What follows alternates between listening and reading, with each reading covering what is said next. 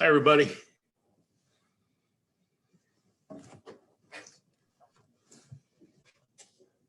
Whoever wants to start us off. I've gone first the last 2 times. Somebody else can go. All right, I'll take the reins this time, Scott. That's good. I was about ready to get up and leave.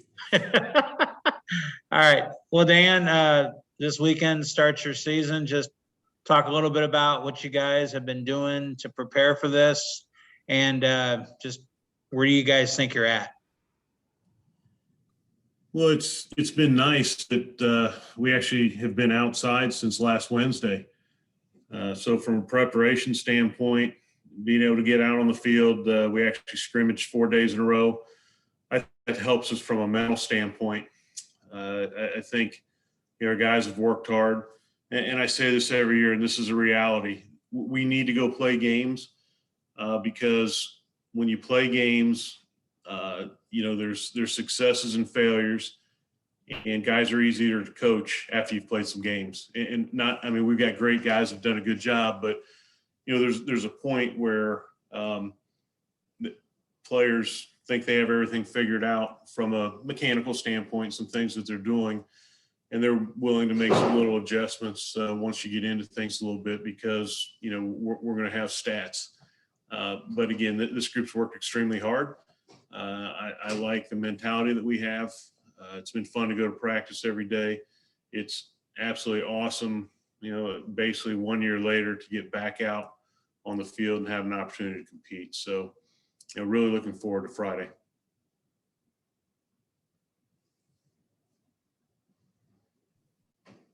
That's all I had. Coach, Taylor Jackson was someone who really seemed to succeed in the leadoff role last season for you. What kind of makes him fit that role really well, and why is he able to be so successful in that position for your team? Taylor did a very good job for us last year. I'm a little bit different with what I like in the leadoff spot, I think, than some other coaches. Obviously he's got some speed, but the thing I like about him is he's got some pop in his bat. I like to put somebody in the leadoff spot that, can hurt you a little bit. And he did that early for us. He uses all fields and he's a tough out. So I said he has speed and he gets on base. He gives you some options as far as, some stolen base opportunities. He's just got a good mentality and he has a calm about himself. And I haven't sat down and looked at what I'm going to do lineup wise yet. He'll be up there 1 or 2, probably 1 starting out the first game. I had to wait to see what the rotation was going to be from Ohio State. So they're going to start a right-hander the first game, a left-hander the second game, which will actually give me the opportunity to juggle things a little bit and try to figure some things out. So, there'll be some experimentation going on for a little while to figure out what the best lineup is. But, Taylor did such a good job last year. I expect him to be up towards the top. Andrew is someone obviously that you're going to have start in the first game for you guys. How'd you kind of discover him at John Logan, and what kind of came into to get him here to Illinois? Well, there were a number of things. First of all, he left Oakland University, and we knew that he was leaving. And Chris did a great job of going and evaluating him early in the summer league, and then I had an opportunity to go see him play as well. And he came on campus, and we were able to get a commitment out of him early on. And then he went into Logan and did a very good job. And I think there's a comfort level there. He played with my son Zach and also Ryan Hampy, and the fact that you have that group that's here now, I think there was a comfort level. And you look at some things we have to offer, which with Coach Allen as our pitching coach and the success we've had on the mound with a number of guys, I think it was a good fit. Andrew's extremely competitive. I think he's very composed, and he's proven. I mean, he was proven as a freshman in college. Did a great job at Logan for their the short season they had last year, and then both in the fall. And then he went out and did it again this summer. And he's continued to improve and make adjustments throughout our fall and our winter. So I'm really looking forward to him getting out on the mound and competing for us. glad he's in our color uniform. And last one for me, what are kind of his strengths as a pitcher? What do you kind of look for him to when he's commanding commanding things on the mound? What does he kind of do for you? Well, he's a strike thrower to start out with, and he'll throw 4 pitches for a strike and moves the ball around and just competes. He doesn't get frazzled and likes to be out there. Sometimes you have guys with great ability that, they just can't settle down enough to play at a high level. And he's a competitor. He loves being out there and loves the one-on-one competition. He's done a very good job of being a leader within our pitching staff, even though he's new, with his work ethic and the way he goes about his business. So there's just a lot of really good things. He's got a maturity to him that kind of gives everyone around him a calm. Awesome, thank you. Dan, would you speak to the experience on this team, or maybe not? For example, one of your starters, Riley Gowan's now in his 3rd season, but hasn't played yet because of injury. And, Kellen Sarver, I think, is, probably working on a PhD at this point, but he still has sophomore status. And I'm going to tell him what's that? I'm going to tell him he should be working on a PhD right now. I mean, there was only 13 games last year. Does it feel like you've got an experienced crew, or does it feel like they're young? Yes. And when I say that, if you look at us from an offensive and defensive standpoint, just from an age standpoint and experience, whether it's here or maybe in a junior college situation or another school, we've got a lot of older guys that have experience at a high level. If you look at the pitching staff, we don't have as much experience, and so we're fairly young. I mean, I think you have to leave Andrew Hoffman out of this if you look at just the numbers. But I think we have 4 returning guys that really have experience for us here at Illinois, and so there's some youth there.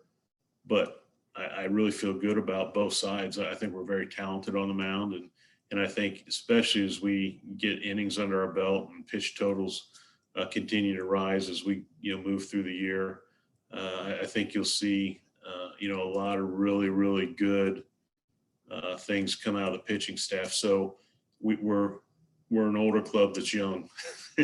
It's just both sides are a little bit different. It's kind of like offense and defense in football.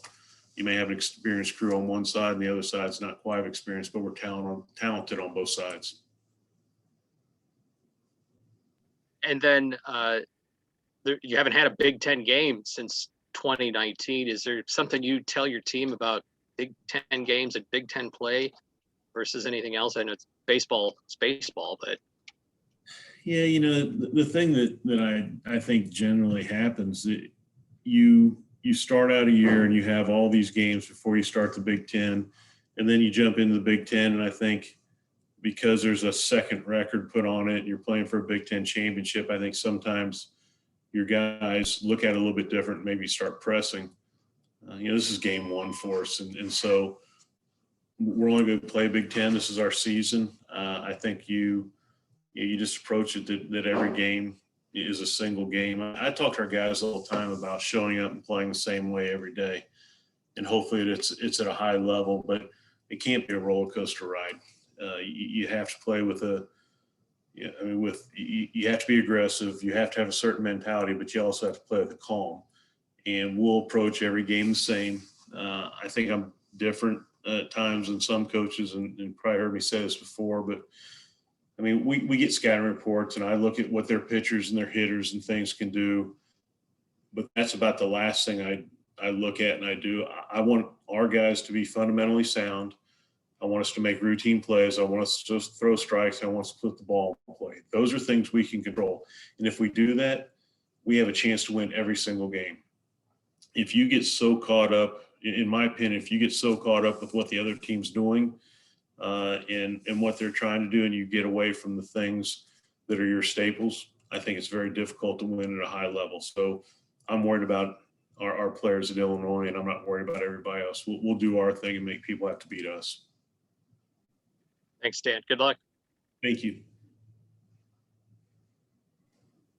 Coach, obviously you guys put in a lot of work in the off season and a weird off season to get to the moment we're going to on Friday. So I wanted to ask, what were the challenges you guys faced, you or the team faced in regards to getting ready for the season with the pandemic still going on? Yeah, we could talk all through practice on that one. There's been a lot, and our players have done an unbelievable job of preparing for this, for this moment on Friday when they get to step back on the field. The thing that has been the most difficult, I think, for me, which then kind of carries over the players, is just the unknown. We're usually very organized, and guys know exactly what they're going to do for an entire semester. And this year it's been day to day. We'll make plans for a week and have to change tomorrow because of a new regulation or, COVID, whatever it is. I mean, there's something that's always changed everything we've done this entire year. I think the other part that wears on the athletes is all the testing we have to do. I mean, these guys are doing the saliva test. Now they're going to basically do it about every day. We have antigen testing. There's just a bunch of different things that these guys are dealing with, and that's a wear.